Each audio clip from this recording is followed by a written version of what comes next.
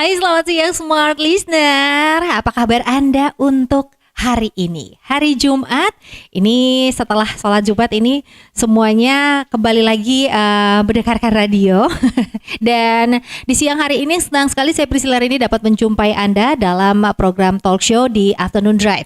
Kali ini kita bersama dengan Morula IVF dengan tema yang sedikit berbeda dari beberapa waktu yang lalu. Kali ini kami mengangkat tema akupuntur medis dan perannya dalam program hamil.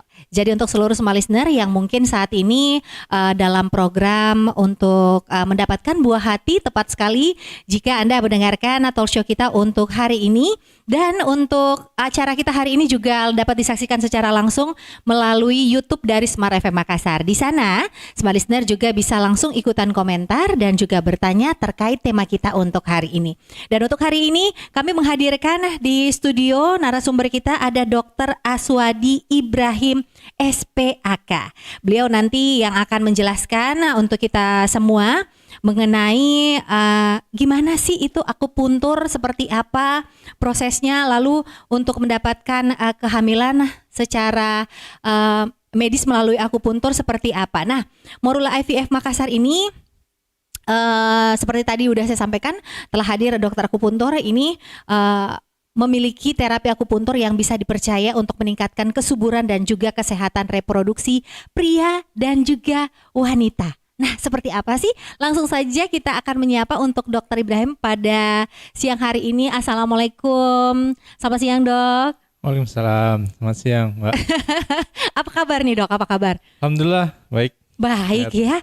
Hari ini kelihatannya ada nur di wajah dokter nih. Iya, cahaya ya. Habis Jumatan. Habis Jumatan. Ya biasanya kan gitu ya. Kalau cowok-cowok, pria-pria habis sholat tuh kayaknya ada nur di wajahnya ya, ada cahaya-cahaya. Oke, Dok, ini kan tema kita mengenai akupuntur. Boleh diceritain sedikit sih seperti apa sih sebenarnya itu terapi akupuntur untuk kesuburan pria dan wanita? Silakan, Dok. Ya, jadi akupuntur itu sebenarnya suatu hal yang masih baru ya, terutama kita di Makassar ini. Karena memang belum banyak orang yang tahu bahwa ada yang namanya akupuntur dan ada yang namanya akupuntur medis.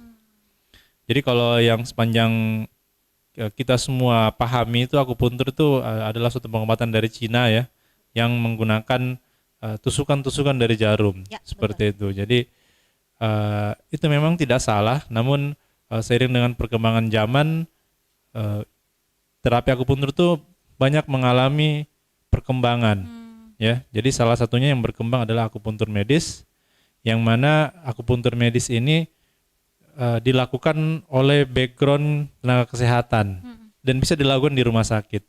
Jadi selama ini kan yang kita tahu bahwa akupuntur itu banyak dilakukan oleh Sensei atau tabib ya, dan biasanya dilakukan di rumah-rumah kayak gitu. Jadi akupuntur medis sedikit berbeda,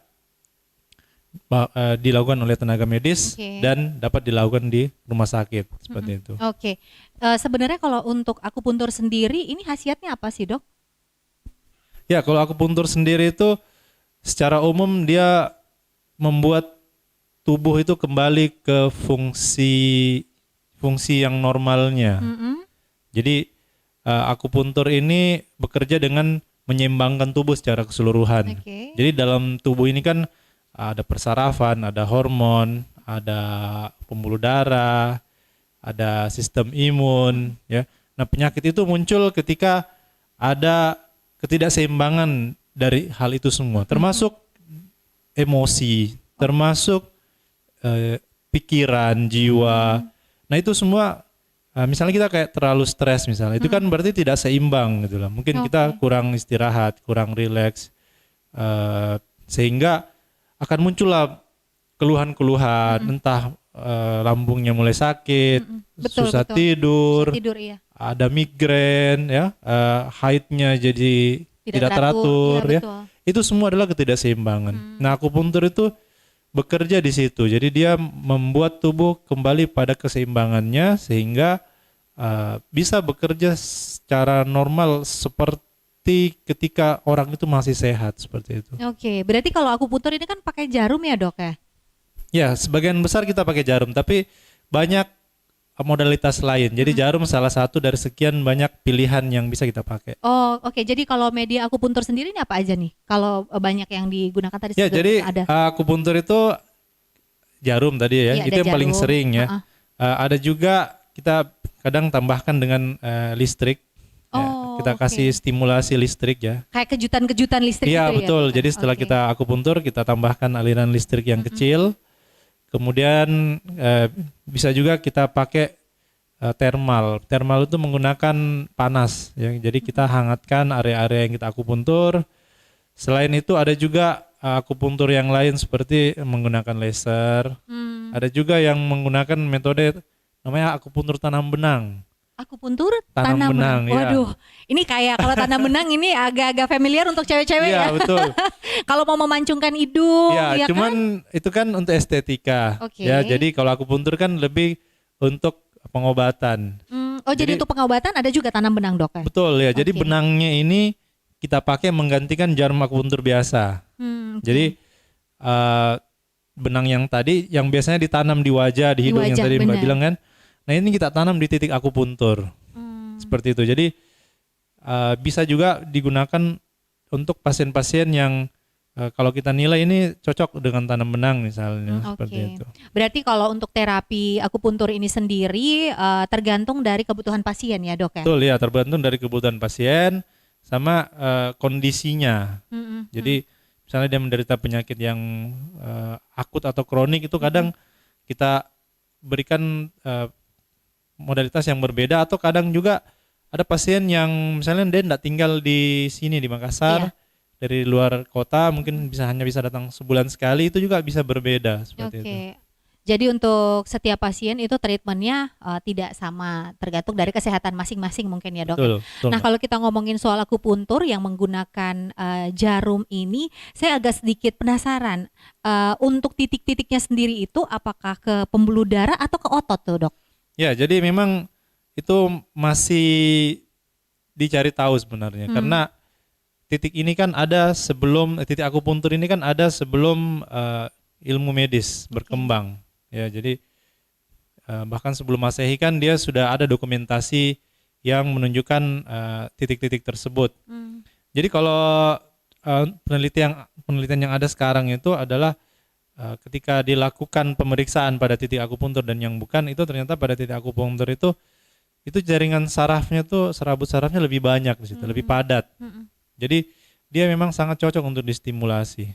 Ya, jadi jaringannya memang berbeda gitu. Jadi termasuk sel pembuluh darah ya. Di situ lebih padat itunya, dan sistem limfatiknya juga agak berbeda di situ. Jadi memang strukturnya itu lain ketika dilakukan pemeriksaan secara histologis namanya, melihat jaringannya lebih detail, itu berbeda. Dan secara kelistrikan juga, jadi tubuh ini kan ada aliran listrik yang bisa diukur. Betul. Ngomongin soal listrik nih ya di tubuh Ya. kita, Dok. Kadang-kadang juga kita tuh, saya kadang-kadang kayak memegang sesuatu kayak Ya, kontak betul, gitu. ya. Berarti di tubuh Ya. kita sendiri ada listriknya Betul juga, ya, Dok? jadi Oke. ada kelistrikan. Jadi ternyata pada titik akupunktur itu tahanan listriknya itu lebih kecil dia. Oh, Jadi oke. sedikit saja stimulasi di situ itu kan berefek besar pada tubuh. Jadi memang berbeda ya, jaringannya itu agak lain dibanding yang bukan titik akupuntur seperti itu. Oh, oke. Saya baru tahu nih kalau di tubuh kita juga ternyata ada listriknya ya, Dok. Pantasan kita bisa ngontak-ngontak juga nih. Ya betul ya betul. Kalau memegang sesuatu terkadang saya, kok ini ngontak ya? Padahal itu mungkin Betul. dari tubuh kita sendiri Betul ya. ya. Jadi listrik statis lah kalau dalam tubuh kan, karena enggak besar Oke. arusnya dan Oke, tegangannya. baik. Nah, mengenai proses akupuntur ini sendiri, pada saat mungkin kalau kita akan menjalani pengobatan ini, ada nggak sih yang harus diminum dulu, Dok? Kalau akupuntur sebenarnya tidak ada persiapan khusus ya. Jadi yang penting itu adalah dia dilakukan pada kondisi seseorang itu dalam keadaan fit ya. Maksudnya tidak terlalu capek, tidak Oke. terlalu mengantuk, tidak terlalu lapar, tidak terlalu kenyang ya. Intinya orang itu dalam keadaan nyaman kayak gitu. Nah, Oke. itu keadaan terbaik yang bisa kita lakukan akupuntur Oke, saat itu. baik. Nah, ini tadi sekilas mengenai apa sih itu akupuntur, dan ternyata akupuntur itu banyak sekali smart listener, bukan cuma menggunakan jarum tapi juga bisa pakai terapi kelistrikan ya, thermal ya. Lalu banyak sekali jenisnya. Nah, untuk tema kita hari ini adalah bagaimana sih kita bisa meningkatkan kesuburan dan juga kesehatan reproduksi pria maupun wanita melalui akupuntur. Kita mau tahu ini Dok, gimana proses untuk terapi akupuntur sendiri spesial ya untuk kesuburan. Kita mulai mungkin dari kesuburan pria dulu, karena kan ini ternyata bisa untuk pria dan juga wanita. Nah, kita mulai dulu untuk kesuburan pria. Gimana proses untuk akupuntur kesuburan untuk pria, Dok? Ya, baik. Jadi kalau pria itu kan masalahnya cuman di sel spermanya saja. Ya, jadi kualitas sel sperma yang menentukan kesuburannya. Ya, jadi kalau kualitasnya bagus, ya bentuk spermanya bagus, kemudian pergerakannya lincah, kemudian jumlahnya juga cukup, itu biasanya tidak ada masalah gitu ketika dia mau melakukan program hamil. Nah, berarti paling mungkin ya dikasih suplemen ya untuk lebih menunjang lagi seperti itu. Nah, biasanya itu kalau laki-laki itu banyak terganggunya itu kayak di aliran darah yang menuju ke tempat produksi sel spermanya itu, ya. Jadi itu macam-macam juga penyebabnya sebenarnya ya. Kebiasaan juga banyak berpengaruh sebenarnya. Jadi maksud saya kebiasaan yang buat aliran darahnya itu kurang bagus. Oke, seperti apa itu Dok kebiasaan? Misalnya yang pertama itu yang paling sering tuh stres sebenarnya. Oke. Karena kadang di tempat kerja tidak ya mungkin terlalu banyak tekanan dan lain-lain ya. Nah, kalau kita stres itu kan kita mengeluarkan hormon stres ya kayak kortisol. Itu bikin pembuluh darah itu jadi menyempit ya. Sedangkan di daerah testis itu ya yang tempat produksi sperma itu butuh aliran darah yang banyak untuk memproduksi sperma yang kualitasnya bagus. Oke. Nah, seperti itu. Jadi biasa kita cari tahu penyebabnya gitu lah. Kadang ada juga yang enggak stres tapi ternyata penyebab aliran darahnya kurang yang bagus lancar, itu ya itu adalah kebiasaannya dia. Misalnya dia suka pakai celana yang ketat misalnya. Oh, itu ngaruh juga ternyata. Ngaruh sekali ya. Oke. Mohon maaf, ini biasanya kan kalau kita lihat yang suka apa itu olahraga sepeda, biasanya kan celananya itu kan ketat, agak ketat ya. Agak ketat. Ketat banget sih malah ya kalau naik sepeda. Iya, baik. Jadi ketat, kemudian digoes lagi kan. Itu kan kalau digoes gitu kan daerah-daerah situ kan akan meningkat suhunya gitu. Oke, baik. Jadi lebih tinggi suhunya di daerah situ ya. Iya. Nah, itu ngaruh juga, dia tidak bisa terlalu panas itunya. Oh, jadi tes itu nggak boleh terlalu panas. Betul ya, iya. Jadi dia ada temperatur yang sesuai gitu loh. Makanya kalau kita lihat jaringannya tuh dia bisa mengerut dan memanjang gitulah, melebar dan melebar. Itu baik. Sesuai dengan suhunya. Oke. Kalau dia terlalu dingin, dia akan mengerut nanti. Kalau dia terlalu panas misalnya, tapi kalau panasnya terlalu tinggi itu kan merusak sperma nanti. Oh, begitu. Oke, baik. Nah, ini mungkin adalah pengetahuan baru juga yang diketahui oleh seluruh smart listener. Untuk kesehatan reproduksi pria sendiri itu tidak boleh memakai celana yang terlalu ketat ya. Ya, betul. Dan juga untuk suhu yang terlalu panas. Itu karena mungkin kayak misalnya kebiasaan lain. Kebiasaan lain itu adalah laptop di pangku misalnya. HP ditaruh di sini di celana. Oh iya, betul. Kan HP itu kan menerima sinyal terus-terus. Betul. Ya, jadi itu kebiasaan-kebiasaan yang memang kurang bagus ya. Jadi misalnya HP-nya mungkin bisa dipegang ya, atau ditaruh di belakang. Iya, jangan juga kalau HP ditaruh di belakang itu HP-nya bisa bengkok loh. Iya. Intinya adalah jadi rusak ya. Daerah reproduksi itu sebaiknya pria ya, oke. Dibuat senormal mungkin suhunya, kemudian jangan sampai ada yang membuat ada penyumbatan misalnya, ada yang menghalangi aliran darah yang seharusnya mengalir dengan lancar kayak gitu. Itu. Ini untuk mungkin untuk pria-pria yang ingin memiliki keturunan ya, ini mungkin harus diperhatikan baik-baik. Gimana dok dengan pola hidup pria yang misalkan suka minum minuman keras? Itu ngaruh juga nggak? Ya, jadi kalau Ngerokok, ya begadang. ya, jadi kalau minuman keras itu kan sebenarnya kan nanti yang bekerja keras itu adalah hati ya. Mm-mm. Kan istilahnya itu kan suatu hal yang sebenarnya tidak cocok bagi tubuh karena hati akan mendetoksnya nanti. Semua yang detoks sama hati itu biasanya suatu yang tidak sehat lah. Ya, makanya kenapa kalau orang yang suka minum minuman keras kan hatinya nanti akan rusak nanti. Oke. Tapi saya dok nggak minum minuman keras tapi hati saya rusak Waduh. dok. Ini mungkin karena harus dicari tahu itu yang bikin rusak hati. kayaknya bertepuk sebelah tangan saya dok. Itu berarti hatinya mungkin masih normal ya, cuman ada yang lain gitu ya. Oke, baik. Nah, itu juga perlu diperhatikan ya. Nah, satu lagi, sebenarnya tubuh ini kan tidak bekerja sendiri dia. Oke. Jadi tubuh ini tidak bisa dipisah-pisah gitu loh. Hati sendiri, jantung sendiri, paru-paru sendiri tidak bisa. Dia ini satu kesatuan sebenarnya. Saling berkoordinasi. Iya, betul. Satu bermasalah pasti yang lain akan merasakan dampaknya, ya.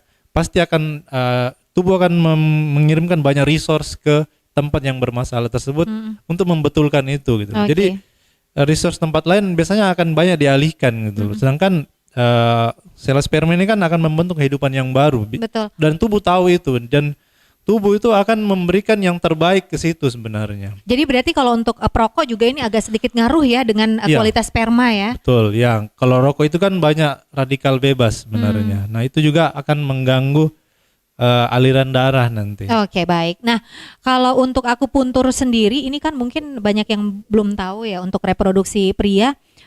Apa yang kemudian titik-titik apanya kemudian yang nanti akan diberikan terapi akupuntur itu, Dok? Ya, jadi kadang kalau pasien datang itu kita tanya dulu tentang kebiasaan-kebiasaannya ya. Termasuk yang tadi Mbak bilang itu kan begadang. Nah, itu juga ngaruh sekali. Jadi ternyata kalau kita perhatikan rata-rata tuh pasien yang kesuburannya rendah itu tidurnya enggak bagus biasanya. Ya, jadi termasuk yang laki-laki itu biasanya dia tidur di atas jam 12 ya. Kalau kita tanya kenapa enggak tidur lebih cepat? Ya macam-macam, ada yang main game ya, ada yang menonton, ada yang memang enggak bisa tidur ya. Dan kita selalu anjurkan dia tidur lebih cepat. Ya. Kalaupun dia bermasalah di tidurnya misalnya, itu nanti kita akan bantu dengan akupuntur. Misalnya dia jam 10 sudah masuk kamar, sudah jauhkan gadget, matikan lampu, tapi sampai jam 12 belum tertidur. Itu kan pasiennya sebenarnya mau tidur tapi nggak bisa gitu. Yeah. Nah, itu harus kita perbaiki juga tidurnya gitu. Jadi biasanya untuk titiknya sendiri itu kadang-kadang tiap pasien itu bisa berbeda, tergantung dengan apa yang pasien butuhkan saat itu, seperti itu. Oke, jadi tapi kebanyakan di titik apa tuh, Dok, untuk membuat alirannya menjadi lancar? Apakah di bahu, mungkin di kepala, atau lebih ke area reproduksi? Ya, jadi biasanya tuh saya selalu mengecek perut pasien sama punggung. Punggung ya. Oke. Jadi yang paling penting sih daerah situ. Jadi dari situ harus selalu ini untuk pria dulu ya? Ya, kurang lebih sama ya, karena kan wanita juga kan daerah sama situ juga. Ya? Daerah reproduksi juga. Betul, okay. ya. Oke, jadi mungkin kebanyakan daerah perut sama punggung bawah. Ya. Punggung bawah itu untuk lebih ke reproduksi. Betul, semua ya, untuk program kehamilan. Oke, nah itu tadi kita ngomongin soal pria. Kalau untuk wanita sendiri untuk terapi kesuburan menggunakan akupuntur itu seperti apa, Dok? Ya, jadi kembali lagi, jadi kita harus tahu apa yang penting untuk kesuburan pada wanita. Ya, jadi yang kalau wanita ini memang lumayan banyak ya. Jadi ada hormonal, kemudian ada dan strukturnya nih, kalau yang struktur untuk pembentukan sel telur dan lain-lain itu sebenarnya banyak kalau untuk wanita ya.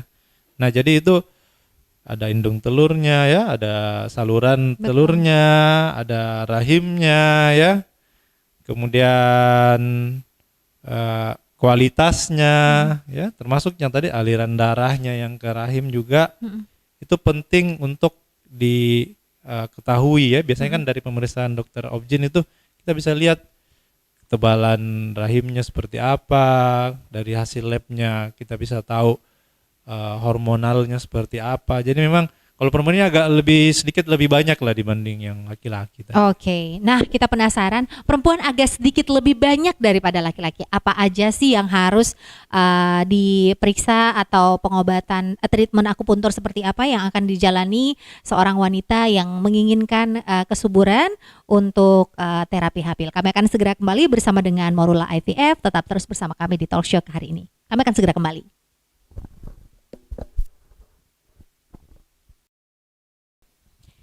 Yes, Master, kembali lagi di talk show kita di siang hari ini bersama dengan Morula IVF dengan tema akupuntur medis dan perannya dalam program hamil. Masih dengan narasumber kita Dr. Aswadi Ibrahim SPAK yang tadi mana kita sudah banyak sekali ngobrol mengenai jenis-jenis akupuntur. Jadi bukan cuma melalui jarum aja, tapi ada media lainnya seperti thermal tadi ya Dok ya. Kemudian terapi lainnya. Kita juga sudah membahas tadi di sesi pertama akupuntur untuk pria, apa saja yang mengakibatkan sehingga pria itu untuk reproduksinya kurang bagus ya untuk kesuburannya. Hal-hal yang bisa menghambat, termasuk juga ternyata goes naik sepeda itu bisa meningkatkan suhu panas ya di tubuh. Ini untuk pria yang memang memiliki program ingin memiliki anak ya atau program kesuburan, mungkin hal-hal seperti itu mesti dihindari. Tapi kalau enggak ya nggak apa-apa, tetap aja goes ya. Lalu kita juga tadi sempat ngobrol sebentar sedikit mengenai akupuntur untuk wanita, untuk kesuburan wanita. Nah kita lanjut lagi Dok. Tadi kan dibandingkan pria ternyata wanita itu jauh lebih banyak ya. Apa aja tuh Dok selanjutnya lagi? Ya jauh lebih banyak ininya hal-hal yang perlu untuk diperhatikan sebenarnya ya, karena organnya lebih kompleks ya. Kemudian faktor-faktornya lebih banyak lah seperti itu ya. Kalau kayak tadi kan kita cerita laki-laki itu hanya di sel spermanya saja. Nah, kalau perempuan ada yang lain selain sel telur. Apa ya. aja tuh? Nah, selain sel telur ya, hormonal, kemudian kondisi di dalam saluran telur misalnya ya, enggak boleh ada yang menghambat. Kemudian di rahim misalnya itu harus bersih, enggak boleh misalnya ada kayak polip atau kista misalnya ya. Dan apa namanya, keadaan mental, psikis, pikiran itu juga harus rileks, harus stabil, mood harus bagus ya, karena itu efeknya akan ke seluruh tubuh nanti. Jadi memang lebih banyak faktor yang perlu untuk dijaga sebenarnya kalau. Oke, tapi memang akupuntur ini untuk keberhasilannya kesuburan wanita berapa persen nih Dok? Akupuntur. Akupuntur sebenarnya kan ini kita bicara dalam konteks bayi tabung dan atau inseminasi ya. Jadi maksudnya program kehamilan yang dibantu ya dengan teknologi seperti itu ya. Nah itu kalau kita lihat dia bisa membantu meningkatkan keberhasilannya tuh 10-15% dari yang sudah ada. Oke, untuk jadi, peluang kehamilan ya? Ya betul ya. Jadi misalnya kayak bayi tabung kan 40-50 kalau saya tidak salah ya. Itu bisa kita naikkan mungkin 10-15%. Bahkan kalau misalnya pasiennya kan ini sebenarnya kalau kita program ini kan banyak hal kayak tadi yang kita ceritain, kebiasaan, tidur, stres. Itu kalau kita perbaiki semua ya, konsisten, itu bisa mungkin sampai 20% mungkin bisa untuk peluang kehamilannya. Ya. Oke. Nah, kalau untuk wanita ini sendiri di range usia berapa baru boleh akupuntur ini? Ya, jadi akupuntur tuh seperti yang kita bicara di awal tadi ya. Bagaimana dia bekerja. Jadi bekerjanya adalah menyeimbangkan tubuh secara keseluruhan. Jadi kalau untuk range umur tidak ada batasan sebenarnya. Kadang anak-anak bayi kita bisa kita akupuntur, orang-orang lansia bisa kita akupuntur. Namun memang kalau melihat dari pasien yang sedang program hamil ya, itu kan memang usianya tuh sudah mungkin sudah 30-an ya. Jadi mungkin sudah mencoba berbagai macam cara ya. Akhirnya mencoba yang dibantu dengan teknologi, ya. Nah, jadi kembali lagi ya ke tubuh kita itu kan kalau dia semakin muda lah gitu, itu biasanya lebih kenormalannya tuh lebih tinggi lah, gitu, ya. Dibanding ketika usia kita sudah mulai naik ya 30, 35, itu kan fungsi organ kan sudah mulai turun perlahan-lahan seperti itu. Jadi memang paling bagus sih kalau masalah umur nggak ada yang terbaik mana, cuman memang kalau program itu kan sedini mungkin lah.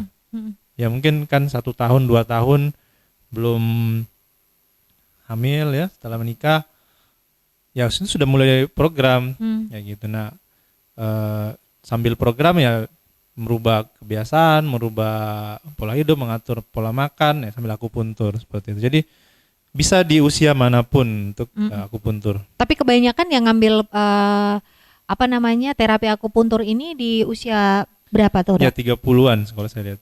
30 ke atas ya? 30 ke atas betul. Okay. Ya. Yang kebanyakan seperti itu. Yang ngambil itu ya mungkin Akupuntur. karena mereka pikirannya jauh lebih ruwet kali betul. ya. Sudah agak turun yang tadi kan. Iya, tidak rileks ya, gitu. Betul. Keberhasilannya kan persentasenya kalau semakin usia semakin naik dia agak turun dia itunya. Nah, kebanyakan kalau dari wanita di usia 30 tahun itu tadi kemudian mengambil terapi akupuntur ini, apa treatment akupuntur apa yang kebanyakan atau mostly dokter berikan kepada wanita yang ingin terbantu kesuburannya? Ya, jadi biasanya kita bantu yang pertama itu ada tidaknya keluhan. Ya, yang tadi kayak tidurnya bagaimana, terus haidnya seperti apa, apakah teratur atau tidak, ada keluhan lainnya atau tidak. Nah, selain itu kita biasanya membantunya itu dengan cara memeriksa pasien ya. Jadi ada beberapa pemeriksaan di akupuntur itu yang kita bisa mengetahui tubuh pasien ini belum seimbang sekarang. Ini masih lumayan banyak hal yang harus dibenahi. Dari mana itu ketahuan kalau biasanya, tidak seimbang? Kalau saya sendiri biasanya perutnya saya raba. Oke. Jadi kadang nadinya saya periksa. Jadi itu harus ada kondisi yang sehat lah kayak gitu, ya. Jadi ada kriteria-kriterianya lah, ya kan. Nah jadi kalau dia tidak memenuhi kriteria itu, kita arahkan ke sana dia untuk tujuan akupunturnya. Jadi kita akupuntur dia, nanti datang lagi kita periksa lagi, biasanya membaik gitu, berubah. Jadi yang tadinya mungkin terlalu banyak hal yang belum normal itu perlahan-lahan satu-satu mulai hilang, mulai hilang. Ada contoh kasus nggak sih dok yang bisa diceritain kepada seluruh smart listener ini?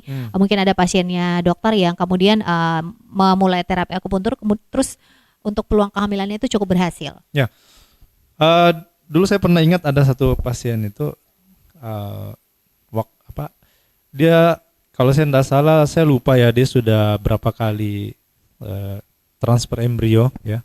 Jadi kalau bayi tabung itu ada namanya transfer embrio. Jadi embrio yang sudah jadi itu kan dimasukkan ke dalam rahim. Ya, berharap nanti si embrio ini akan nempel di rahim pasien dan berkembang menjadi janin seperti itu. Waktu itu kita periksa itu area perutnya tuh dingin sekali. Ya, kalau dingin berarti mengalir juga kurang. Karena darah itu kan hangat. Ya, berarti ya ini kemungkinan mungkin pembuluh darahnya kurang lebar, maksudnya lebar dalam artian normal ya. Jadi darah yang lewat itu juga tidak banyak seperti itu. Dingin sekali, seperti kalau kita pegang es, seperti itu, ya. Oh, jadi bisa ketahuan juga ya kalau kita. Iya, maksudnya karena kan seraba perutnya kan. Oke, itu bisa ketahuan. Bahkan tangan sama kakinya juga dingin sekali. Oh, asyik. Ya, jadi berarti kalau tangan kita dingin sama kakinya berarti darah kita juga dingin ya? Kurang mengalir. Kurang mengalir ya? Karena tubuh itu kan otomatis kerjanya, dia akan menghangatkan seluruh tubuh. Tapi ada juga orang-orang yang kalau kita pegang badannya dia nggak demam tapi selalu panas, dok. Ada, iya, betul. Benar. Ya, Ya itu kalau itu mungkin metabolismenya mungkin yang agak tinggi seperti itu. Oh, itu juga bisa menyebabkan salah satu ketidaksuburan, Dok. Ya intinya adalah segala sesuatu yang berlebihan atau yang kekurangan ya, maksudnya ya yang berlebih atau kurang dari yang normal itu biasanya dalam jangka panjang itu akan menimbulkan ada keluhan atau masalah. Oke, baik. Nah, Ya. baik Dok, karena kita juga ini ada live di YouTube dari Smart FM dan juga live dari Instagram Morula IVF Makassar. Kita bacakan dulu pertanyaan dari Instagram dari Morula IVF. Ada yang bertanya, Dok, bisakah saya menjalani terapi akupuntur tapi kondisi saya lagi hamil? Kondisinya lagi Ya. hamil, tapi bisa nggak akupuntur? Jadi ibu hamil yang mau akupuntur. Yang mau akupuntur ya? Kayak Ya. gitu jawab benar ya. Jadi biasanya kalau pasien mau akupuntur selalu kita tanyakan dan selalu kita sepakati apa tujuan akupuntur pada pasien tersebut.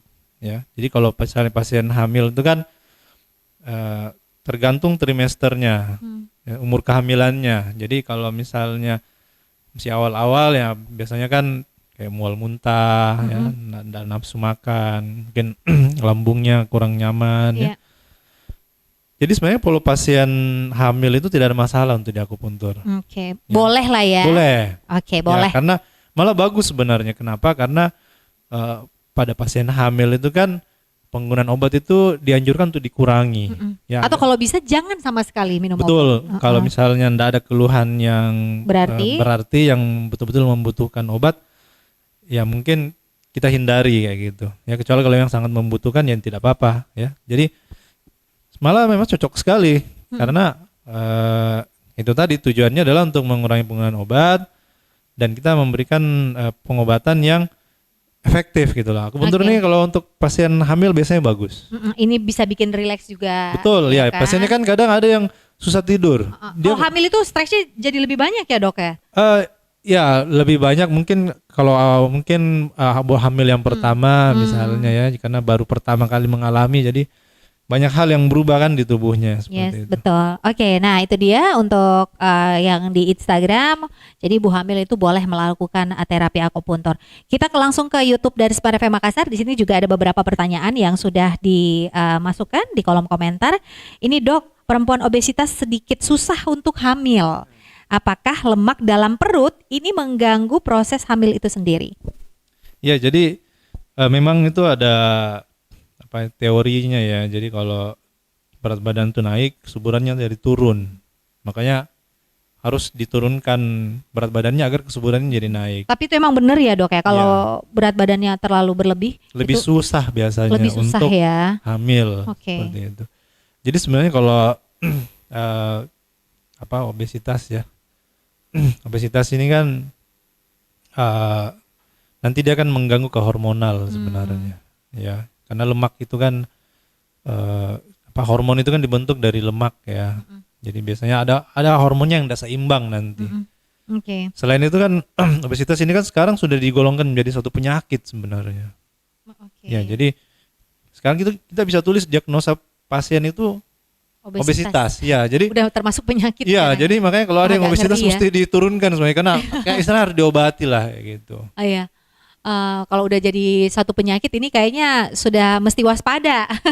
Sebenarnya bagus juga kalau dibuat jadi satu penyakit ya. Jadi orang jadi kayak tahu gitu loh bahwa kalau saya gemuk, saya sakit berarti. Oke. Seperti itu. Biar orang sadar lah kira-kira. Karena sebenarnya obesitas itu adalah kumpulan penyakit-penyakit yang bisa tiba-tiba aja menyerang kita jadi, ya kan? Jadi faktor resikonya untuk kena penyakit macam-macam itu jadi lebih besar. Jadi lebih besar. Ya. Jadi mungkin sebaiknya ya itu badannya diturunkan dulu ya untuk mengganggu proses kehamilan ya, itu betul sekali agak mengganggu.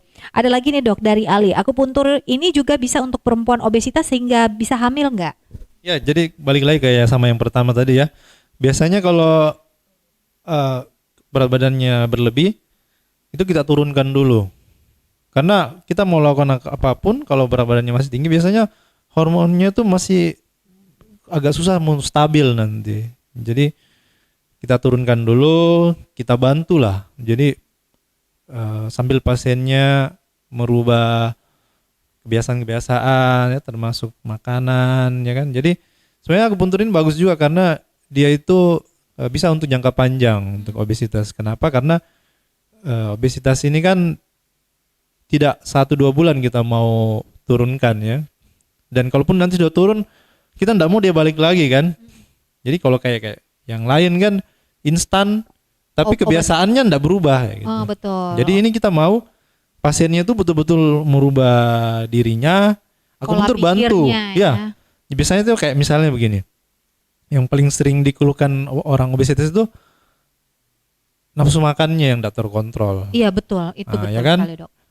Jadi sebenarnya dia nggak lapar, tapi ada makanan di meja atau buka HP lihat-lihat.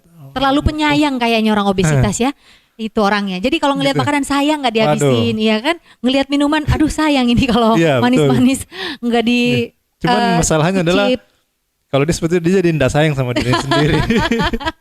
Iya gitu. Apalagi kalau temennya makan ya kan, nggak habis. Aduh sayang ini nggak habis. Iya, mending saya Dihabisin. makan. Makanya orang obesitas itu orang penyayang sebenarnya. Sayang kalau nggak dihabisin gitu. Jadi kayak gitu. Jadi tadi misalnya nafsu makannya tidak susah Yes. dikontrol, itu bisa dibantu dengan akupuntur. Akupuntur bisa bikin nafsu makannya itu jadi biasa gitu. Maksudnya biasa itu Diturunkan ya, diturunkan, perlahan, ya. perlahan mungkin karena lebih kepikiran jadi lebih rileks gitu. Ya. Berarti titik-titiknya itu tetap di perut ya dok? ada di perut, ada di kaki, ada. Biasanya di- pakai jarum atau thermal dok? Biasanya Kalau kalau obesitas. kita combine biasanya. Hmm. Jadi kita pakai jarum, kita pakai listrik, kita pakai thermal. Oke. Dan ini memang agak sedikit kompleks ya. Jadi harus kita lebih banyak butuhkan juga ya. stimulasi yang lebih kuat agar tubuhnya memberikan respon yang bagus lah karena kadang kalau terlalu kurang stimulasi akupunturnya biasanya efeknya tidak terlalu kelihatan seperti itu. Oke. Tanam benang juga bisa untuk pasien. Tanam benang juga Ya, bisa. jadi mungkin kalau tanam benang mungkin kalau tanam benang sebulan gimana sekali. tuh dok? Sama titiknya sama, cuman bedanya kita menggunakan benang yang buat di wajah itu. Iya untuk, betul. eh, Itu biasanya ditanamkan di daerah perut. daerah perut biasanya. Oke. Belakang juga enggak? Oh enggak, biasanya cuman daerah ini kan pencernaannya banyak kalau di perut. Itu fungsinya untuk apa benangnya dok? Benangnya itu sebenarnya bikin pencernaannya itu jadi lebih efektif. Maksudnya dia bisa mengolah makanan itu lebih baik, menyerap makanan lebih bagus, kemudian membuang yang tidak perlu itu lebih bagus juga. Jadi kayak misalnya kan orang obesitas kadang-kadang ya, kadang-kadang dia seminggu mungkin 1 kali atau 2 kali cuman buang air besarnya. Nah kalau berarti kan pencernaannya itu kan kurang bekerja dengan baik. Oke. Nah itu kita misalnya akupuntur, kita akan memperbaiki tuh Pencernaannya. iya kontraksi Oke. ususnya misalnya ya. Jadi mungkin jadinya jadi rutin dia setiap Oke. hari buang air besar. Oke. Nah untuk benang ini sendiri di tubuhnya itu tahan berapa lama? Lumayan lama ya. Mungkin sebenarnya kalau diserap sempurna itu bisa sampai 6 bulan. Tapi biasanya 2 atau 3 bulan itu kadang kita harus tanam ulang lagi karena kadang dia terserap sebagian oleh tubuh. Jadi posisinya itu enggak tepat di titik yang agak pertama bergeser. lagi. Ya. Itu harus diganti. Jadi benangnya akan diserap sama tubuh. Jadi enggak perlu dicabut lagi. Oh, oke. Istilahnya ditambahkan benang yang baru lagi di titik yang Oh, tepat. berarti benang dia menyatu lah Betul, ya. di tubuh akhirnya betul, benangnya Jadi ya. kan yang habis nanti jadi diserap sama tubuh. seperti itu. Oh, oke, baik. Nah, seperti itu tadi metode akupunturnya. Ini kita ke pertanyaan berikutnya lagi dari Don. Benarkah katanya rutin konsumsi toge bagus untuk kesuburan sperma pria? Toge dicampur sambal kacang ya kan, kasih tempe tahu enak tuh jadi gado-gado ya kan. Saya juga jadi subur kalau gitu makannya. Gimana tuh Ya, dok? jadi sebenarnya toge itu termasuk makanan sehat karena ada beberapa hal ya. Jadi yang pertama kan dia adalah plant based ya, jadi tanaman kan, tumbuh-tumbuhan lah gitu kan. Satu. Yang kedua adalah toge itu kan biasanya dikonsumsi itu tidak dimasak ya. Jadi vitaminnya itu masih lumayan banyak, enzimnya masih banyak ya. Kemudian ya kita tahu ya toge itu kan kayak vitamin E ya. Jadi memang kalau dibilang makanan sehat ya betul. Tapi makanan yang sehat itu tidak hanya toge gitu loh, ya kan? Banyak lah ya. yang lain ya. Oke, tapi itu bisa membantu kesuburan pria nggak dok?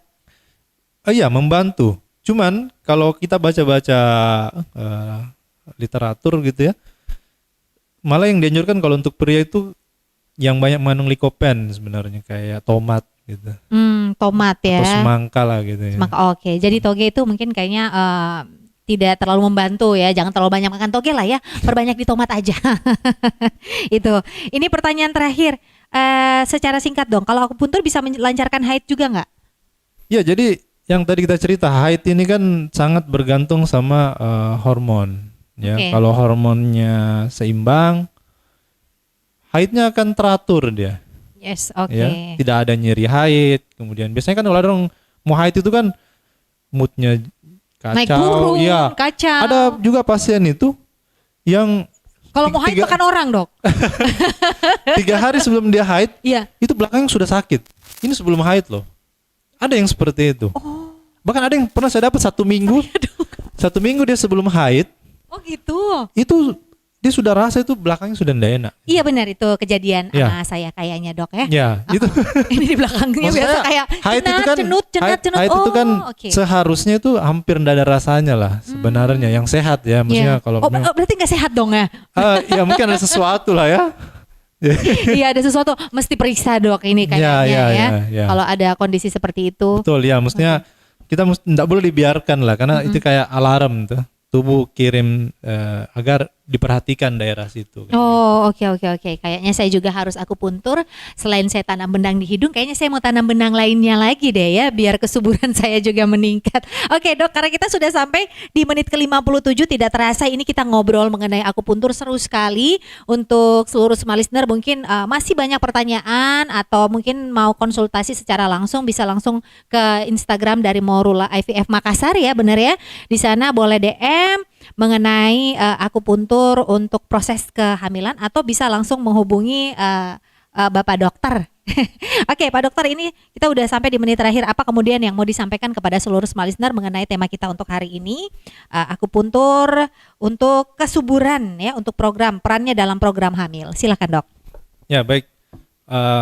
Mungkin kalau dari saya pesannya adalah bahwa program hamil ini membutuhkan banyak perhatian ya. Jadi dan banyak hal yang mesti dipersiapkan. Ya, jadi kita tidak bisa hanya menyerahkan ini sepenuhnya ke dokternya saja, ke perawatnya saja. Kemudian pasiennya enggak bikin apa-apa gitu loh. Hanya enggak merubah apapun gitu loh. Ya. Ya ini bisa saja, cuman kita mau yang hasilnya maksimal. Jadi yang pertama adalah pasien harus ikut serta merubah kebiasaan-kebiasaannya menjadi lebih sehat, memilih makanan yang sehat ya, tidur segala macam. Kemudian yang kedua adalah program hamil itu banyak hal yang bisa menunjang ya. Jadi selain kebiasaan, salah satunya akupuntur. Oke. Seperti itu. Oke, nah itu dia. Tidak ada salahnya kita mencoba untuk Anda semua smart listener yang mau program hamil ya, agak sulit mungkin untuk mencoba terapi yang satu ini. Terapi akupuntur ini bisa didapatkan di Morula IVF bersama dengan Dr. Iswadi Ibrahim SPAK. Nah, untuk informasi selengkapnya bisa langsung menghubungi Instagram dari Morula IVF Makassar atau DM atau mungkin bisa langsung ke rumah sakit mana nih, Dok? Di Rumah Sakit Primaya lantai 9. Oke, lantai 9. Baik, terima kasih banyak nih Dr. Iswadi buat waktunya di Studio Smart FM dan juga talk show kita hari ini sangat bermanfaat sekali dan menarik untuk Anda semua smart listener yang mungkin akan program kehamilan bersama dengan pasangan tercinta. Kami akan menjumpai Anda dalam program talk show lainnya. Saya Priscilla Rini pamit undur diri. Selamat siang, sehat selalu untuk kita semua dan sukses untuk Anda. Sampai jumpa.